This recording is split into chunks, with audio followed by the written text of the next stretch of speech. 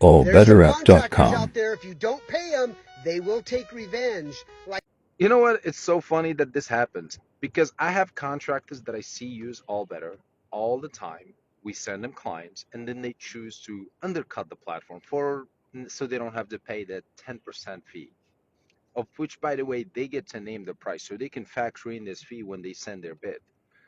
And then they send an email it's like, "Oh, this client never paid me. Let me check." Well, it doesn't seem like we have any work order with you and this client. Well, I came and da da da da. And I'm like, yeah, well, then at that point, good luck figuring that out and good luck chasing those unpaid fucking invoices.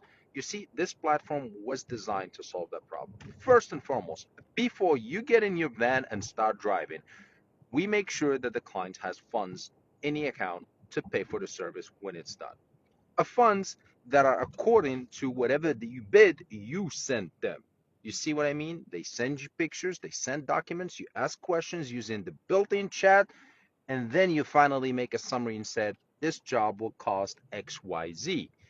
If they okay it, escrow gets created, money gets held in the middle.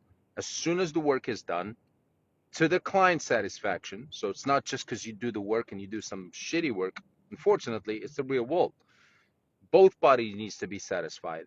Funds gets exchanged immediately, and they will be in your bank account within 2 business days. You see, these tools are designed to protect both parties, but people choose to undercut, thinking that they slick, they can get away with it until something's bad happen, and then they start crying me a river. AllBetterApp.com, the future of construction.